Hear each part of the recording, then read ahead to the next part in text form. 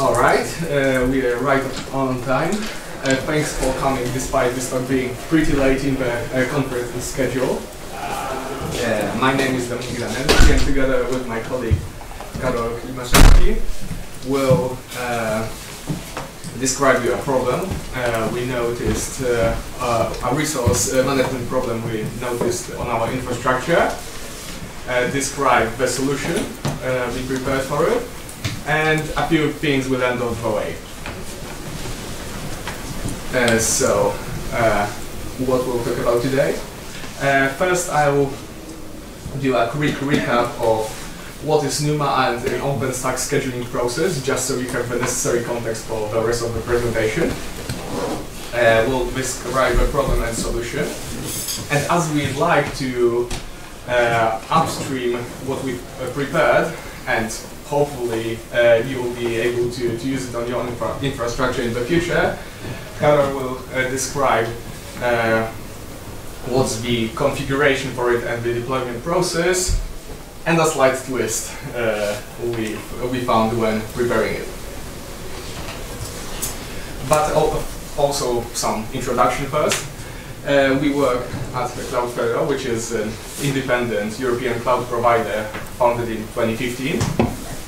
We are optimized for very large data sets processing, and we have some numbers to back that up with over exabyte of available storage. We work for the likes of the European Space Agency, EUMETSAT, and the German Space Agency. But the reason we are here is that our infrastructure is based on OpenStack, and we want to participate in the community. So, as promised, a brief recap. What's NUMA? So, as you get chiplet architectures built in the modern servers and dual socket configurations with two CPUs on one motherboard, increasing compute density, you end up with non-uniform memory access, which simply means that not only for the CPU cache, but for RAM, you end up with a local memory, local to some cost. So in the end, you might access remote memory as well, but for efficiency, you'd like to use the one that's closest to you. And how does that translate to OpenStack operation? Well, you might have virtual machines, and depending on their size, they might reside either on one of them or multiple ones. And as I mentioned, efficiency, we've run some internal testing, and as you can see, at least for some workloads, the efficiency difference can be quite huge. Your numbers may vary, that depends on the exact hardware configuration and so on. But even though you're not required to configure multiple NUMAs per socket, even sometimes it's one by default, it's advisable to do so. And what's the OpenStack scheduling process? I mentioned the things that are relevant to our problem and its solution. We have three key components participating in the process. So we have code on the compute, and it is operative on the capabilities of said compute. It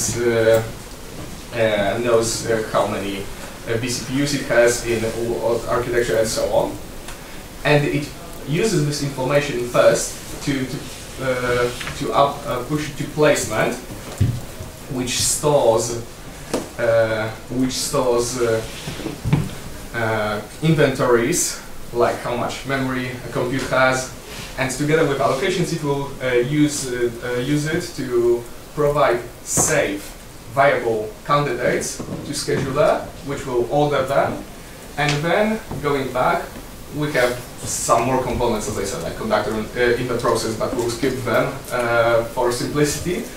This information is used to find the best candidate for VM creation, and as it's found, an allocation is made, and placement knows not to use that space again. So, of course, its role here is crucial in safeguarding the operation of the cluster. So far, so good. And what's the problem? So, we've observed that for our multi-NUMA installations, the VM started crashing. It was reported both by our customers and internally. Sometimes the cause was non-obvious, as the VMs would go into active state and then crash after some time. But connecting the dots, we've observed that quite often it would happen shortly after bulk VM creation. And further investigation found out that the cluster was behaving as if we set overcommitment, even when we didn't intend to. And whereas for vCPU it would just amount to the reduction of the speed, when the memory runs out, it ends up in a crash. So as I said, we verified that our RAM allocation ratio was set correctly, and we've prepared a handy script which confirmed our fears that there was some unintended overcommitment, which led to crashes with VMs colliding between each other, and also some system services. And well, you have this whole process that I described you a few seconds ago. Why doesn't any of these components safeguard against it? We found that someone a few years ago reported this issue, but the suggested medication, which was configuration only, was not sufficient for our use case. It was things like changing mem pages, using huge pages, using additional memory reservation. It didn't quite work, and ultimately the safe usage of your cluster should not be dependent on using some very specific configuration setting when you have all these supposed safeguards in place. So what we've done. Here is a visual representation of the information that is available to placement, and which is then used to find viable possible allocation candidates. So for those of you who are more used to CLI, that's the matching command. It stores information about resource providers, which might be vGPU or the whole compute. Its inventories, like as I said, vCPU memory, and traits. Together, this information is used to find viable allocation candidates.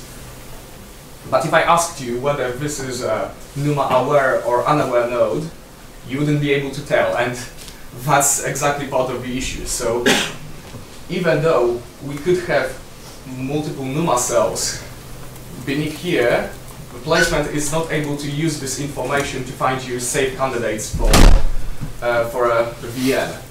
Another downside is that you cannot, that you have worse observability, as you cannot query placement for how many resources you have per NUMA, so your metrics, how many VMs you can still reserve on your cluster, would be off probably.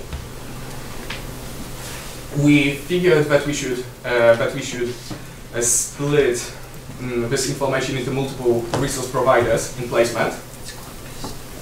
And coincidentally, we found out that exactly what was proposed and accepted in the community as a part of SPEC a few years ago, called NUMA topology with resource providers, though it wasn't intended for that purpose, and most importantly, it wasn't implemented.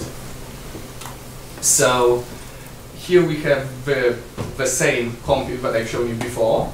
After changes, the migration process moved vGPUs as it's irrelevant for NUMA, but here we have newly created child resource providers which contain vCPU information or CPU information and memory split, as you can have both huge pages and small pages for a node.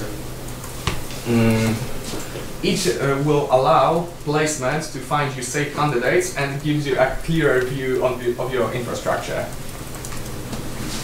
So what we needed to change to achieve that? Well, now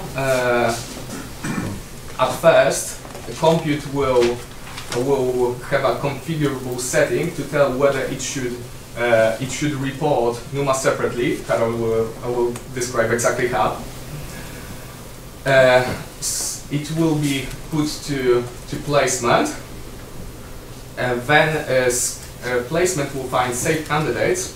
Scheduler will find possible good NUMA permutations for this request and pass it on back to compute, which will use this information to provision it safely.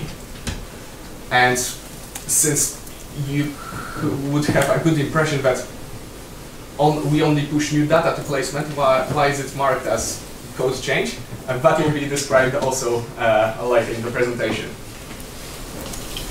So how will the new request look like? Whereas previously you would ask for these basic resources like vCPU and memory and disk, probably in one default request rule, and it would be resolved by compute. We will get a slightly more complex request, which splits CPU requests and memory, and later, and then placement will use it to find viable candidates, so to highlight that this NUMA resource provider or this memory resource provider is a good match for your request and won't lead to over-allocation. So now Karol will describe you how it looks like in deployment and configuration.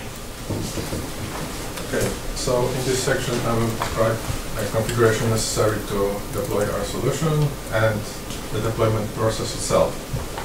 So the most important option added by our solution is enable NUMA reporting to placement. This is set in Nova Compute, and it can be not specified at all. In such case, everything works as it was before. Both non-NUMA aware and NUMA aware instances can be scheduled on the compute. There are no changes to the provider tree, but we don't have any protections of our solution, so we can still have overcommitment on NUMA nodes. It can be also set to false. In such case, this compute is only for the non-NUMA aware instances. This is enforced by setting a specific trait on the root resource provider, and scheduler recognizes that when scheduling non-NUMA aware instances. And finally, we can set it to true. In this case, all the changes to the provider tree mentioned by Dominik are made. We have only NUMA aware instances on that compute, and we have protections of our solution, so ideally no overcommitments. And you can set and change any of those values to other values with some constraints, mainly that you can't end up in a state where there are instances for that state. So for example, you can't migrate from true to false if there are NUMA aware instances of that host. The compute will prevent it. Then there are some more options added by our solution, but they are less important. More importantly, there are some existing options that are more important with our solution. The first one being reserved huge pages. This one should be used instead of reserved host memory MB, for hosts with enabled reporting to placement. Since this one allows reserving memory on a specific NUMA node, in our case we used node 0, as you will see on the next slide. Then we have some options in placement conf that allow us to restrict candidate generation process. This is important since with our solution there will be a lot more candidates generated per compute. So we have some means to restrict that process. The first one is max allocation candidates. This one makes it so that as soon as placement generates this many valid candidates, it will stop the generation process. This is different from the limit parameter of sent by scheduler inquiry. That one does the cutoff at the end after it generates all the candidates. So this one allows more performance control. The next option is allocation candidates generation strategy. This one by default has the value depth first, so it returns first all the candidates for compute A, then all candidates for compute B. If we set it to breadth first, it returns candidates in a round-robin fashion, so we can have more spread better spread across the computes. Then about how we did our migration to this solution. So this solution is not exactly plug and play. You have to do some work before you start it up, since it prevents new overcommitment from appearing. It does not fix existing overcommitments. So to fix existing ones, we did some steps. First, we made sure that both Nova and placement have the same knowledge about VMs. So, for example, we removed off-ramp allocations.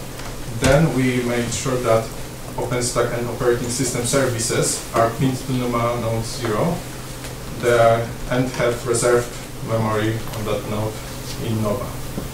Then we found all the VMs that are on overcommitted NUMA nodes with our script, which you can see here, and we manually migrated them off to different hosts.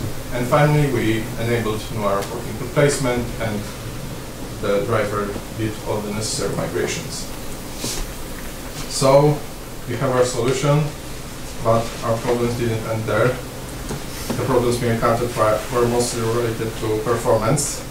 So first one being that for our larger flavors, like for NUMA nodes, we had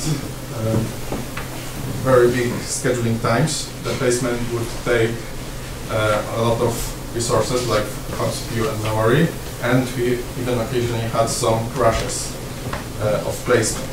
So we investigated and found that the problem was related to how placement was generating allocation candidates, and more specifically to the same subtree filtering. So what does that mean? As Dominik said, when making a request for candidates to placement, for each instance NUMA node, we have three request groups in the request. So the way that we ensure that all those request groups are satisfied by the same subtree is using the same subtree parameter. And placement, when it processes that request, it first generates all possible permutations and then filters out those that do not match that same subtree requirement. So this is an example of valid candidate. All instance NUMA nodes are satisfied inside the respective subtree, and this is an example of invalid request where memory request groups are satisfied in the wrong subtree. And here is an example of another invalid request where there is no CPU mismatch.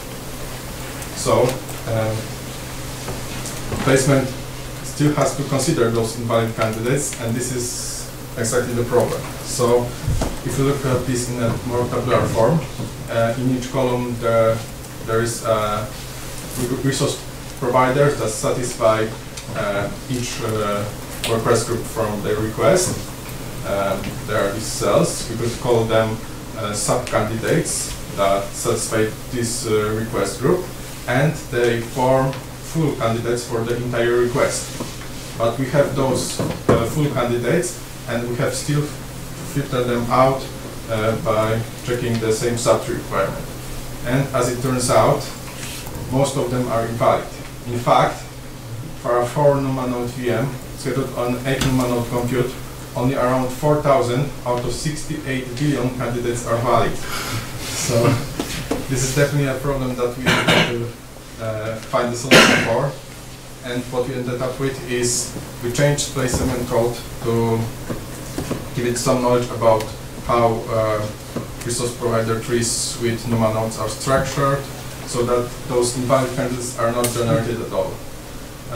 But we have a more general solution in plans.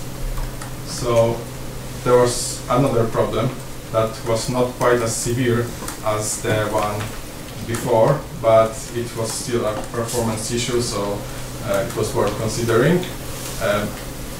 In general, when scheduling instances with NUMA nodes, each instance NUMA node should be assigned to different host NUMA node, like in first and second row, where there's assigned to different NUMA nodes of host, but placement does not allow specifying such a requirement in its request for allocation candidates. So what we have to do is make a more general query that returns both those valid ones and invalid candidates where there could be duplicates. So for row third and fourth. For example, for 4-NUMA node VM, again scheduled on an 8-NUMA node host, over more than half of the candidates are invalid in such a way. So this is less of a problem than the previous one, but still severe.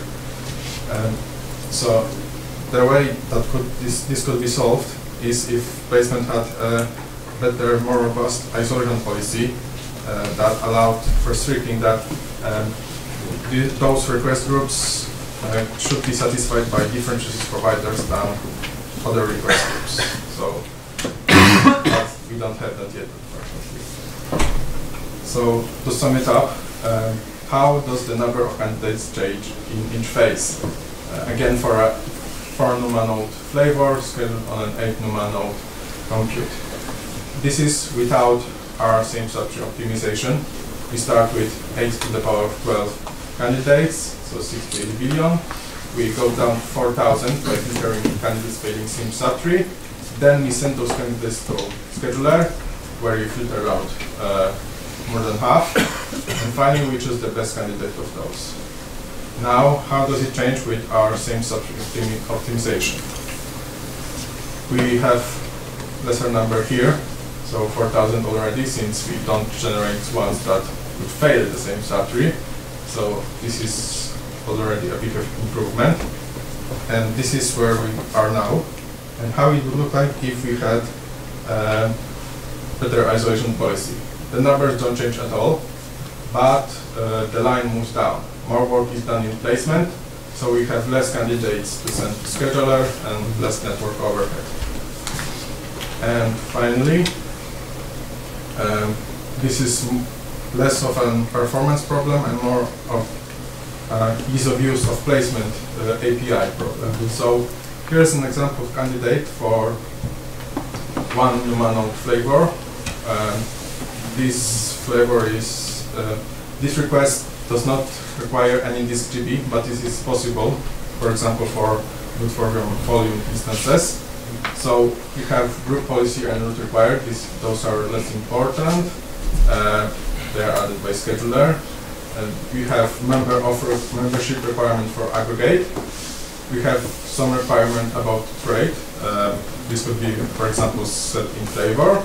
And we have all the requirements related to NUMA. So we have page size requirement. We have requirement for, it could be in a NUMA subtree. We have memory and host CPU requirement. And finally, we have the same subtree requirement that enforces it to be all in the same subtree. Now, you might think that this request will work, but placement says no. It errors out saying resource request groups should be in the same subtree grouping. So where do you have a resourceless request group? It is here. Those two requirements are in a default request group, and it doesn't require any resources. And we can't just put a default request group into a new same subtree grouping, since it cannot be put, it doesn't have a suffix really. So what we have to do is something like this. We create a synthetic default substitute group where we put those two requirements, we put them in the same subtree grouping, and we add a compute node trait requirement to make sure that this default substitute group encompasses the entire tree. We do a lot of work to give placement really no new information. So this is definitely something that could be improved in placement. You could say this is a feature suggestion that default request group could be could have no resources and still be accepted. And this is something we still don't have. So this is all we wanted to say. We also would like to acknowledge our admins from the cloud team that helped us find the root cause of the problem, debug our solution, and are responsible for deployment in the end. So here they are, and thank you for your attention.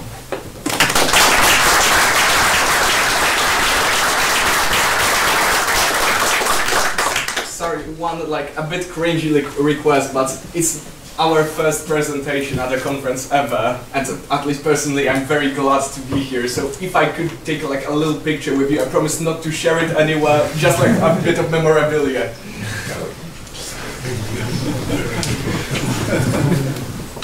It's just a very nice place, thank you. Thanks. Once again.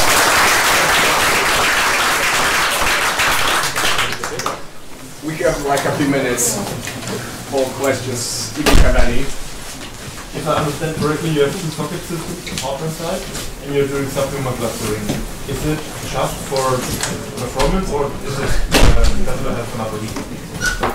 Well, it's for performance reasons mainly. It did work before that when we had one Luna per socket, but we just found out by benchmarks that we would lag by a factor of 4, or in some cases compared to other cloud providers if we stick to that setting. Just one question basically, what do you do not next week but the week after? Because we have a Nova PTG meeting where you could be discussing about this specific feature. Oh, I think we could attend. Yeah, then That's good. We love each other. yeah, definitely your feature is definitely good. So we should be discussing about the design.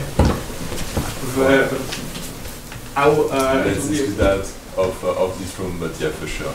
will be a pleasure. Yeah. Any other questions? There are two. I don't know who of you was first. Maybe it was first. Oh, okay. So please. Have you done any looking at around the distance of the NUMA nodes? When it selects a NUMA node to use, have you done any work around selecting what the distance is and optimizing the distance of the NUMA nodes? No, I think we still use the default way of mapping, which I think was just taking it from the lowest. Is it right? Yeah. We've seen it select NUMA nodes from one CPU and another CPU, and then try and put them into one system, and the performance is horrific. Yeah. So one of the biggest things we've been trying to work out. So your question, Cody? From an algorithmic perspective, I think if I understand correctly the problem, you fell inside the knapsack inside knapsack problem. Mm-hmm. So I was thinking, as a possible suggestion, if you consider every NUMA node as it was a single server, single host, Mm-hmm. you will flatten the problem to a single level of complexity. At least for a machine that require only a strict NUMA compliance. Right, and does it take into account the multiple memory resource providers potentially for NUMA? Because it's like three-layered structure. Okay, I was thinking only of in the case in which you're using a single NUMA node and the memory allocation of that NUMA node. Because I recently encountered this problem too with AMD NPS configuration, a similar case. If we can flatten the problem and consider every single NUMA node as an independent host and an independent machine inside the server, and then allocate virtual machine instances on the node as it were an independent machine. That's effectively what this is doing in a roundabout way.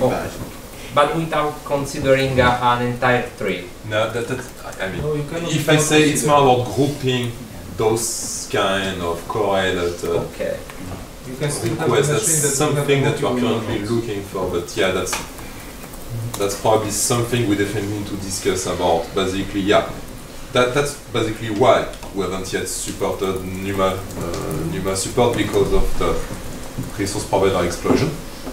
Well, it's mainly because we didn't have people to work on it. So yeah, as well, right? As well. That scalability problem as well. We've been working on it for the last 3 or 4 weeks because we hit it at a different edge case. And we actually have a patch up that should hopefully merge in the next week or two to make that significantly better. But I'd be very interested if yours is more performance, because we're trying a bunch of different algorithms to deal with that exact problem. So let's share contacts.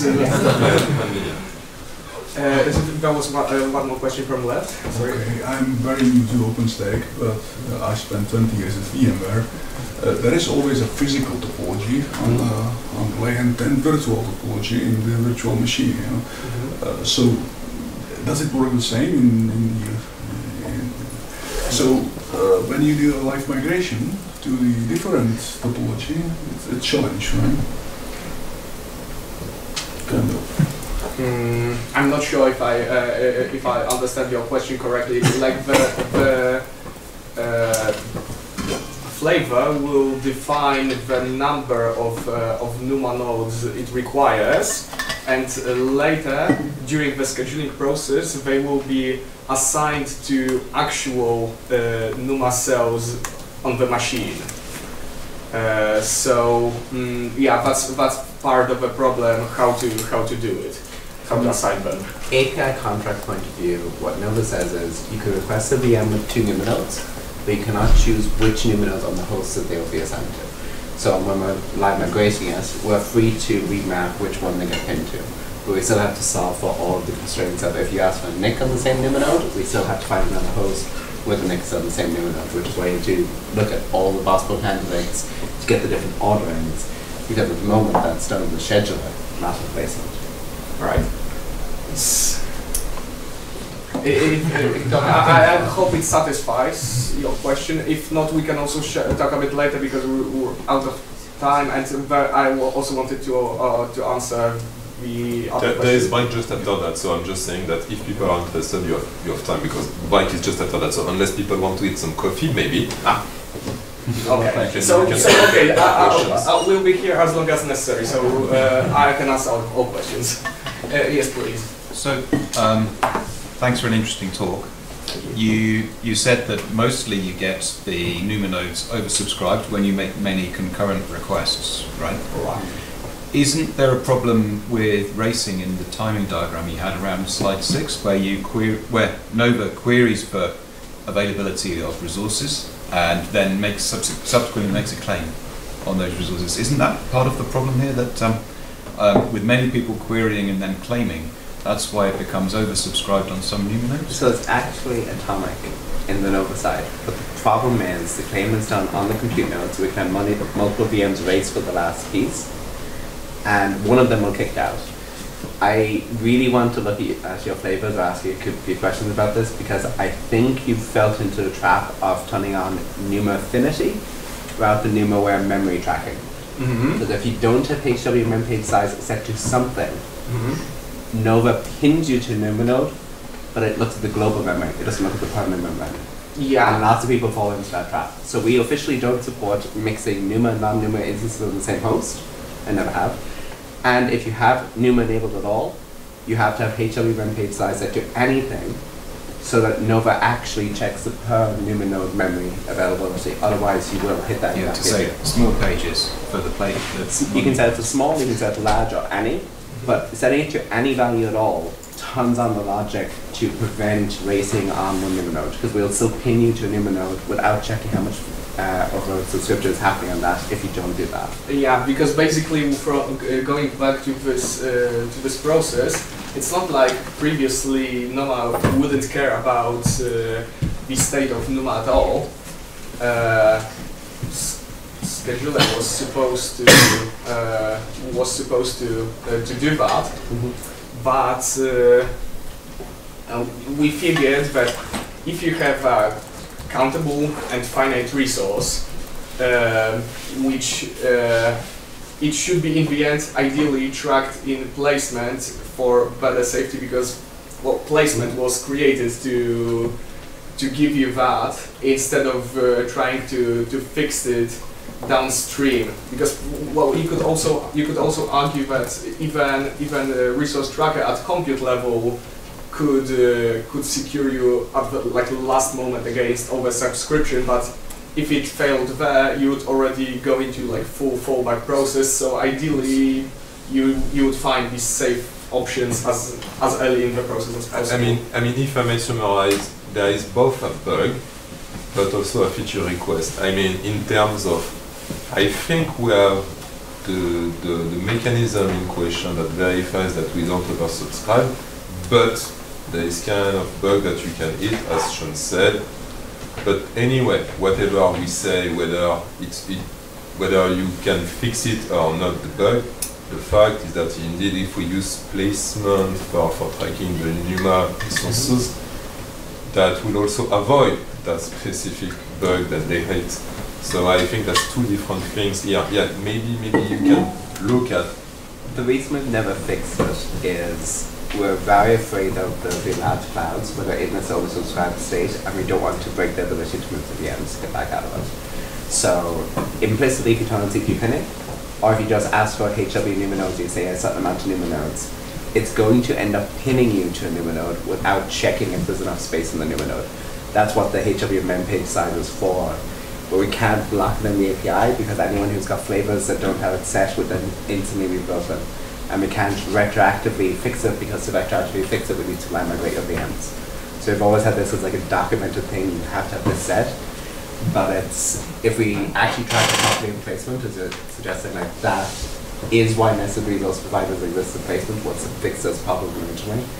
And we just never got around to implementing it. So I would be very, very happy to help you upstream this if you are willing to do the work on that, because it's been on our backlog for about 6 years. I really hope we could do this. We intended to actually open put the code in Gerrit slightly earlier. Even in the description of the presentation, it says something about trying to upstream in summer, but basically this whole section happened around that time and also during holiday season. And also at the last moment, and it didn't get into the presentation, we found the bug in placement, which also allowed for oversubscription, but fortunately a patch for that is already available. It's and prepared by someone else. It needs to be large. So maybe I missed, maybe I forgot, but which OpenStack release did you use? Sorry, which OpenStack release did you use for testing? Which OpenStack release? Which version? We have it prepared internally for stable versions and not master. So which stable versions did you play with? We were testing the Karakao version, and we are now. We want this code also in the future version. Okay, so that's not that far. I mean, that was my that was Karakao. Okay. Yeah.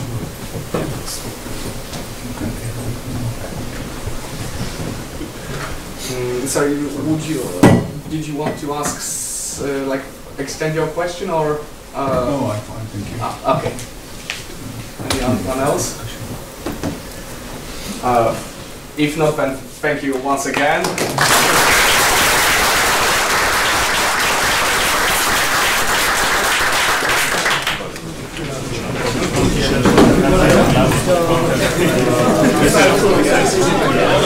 Yeah, so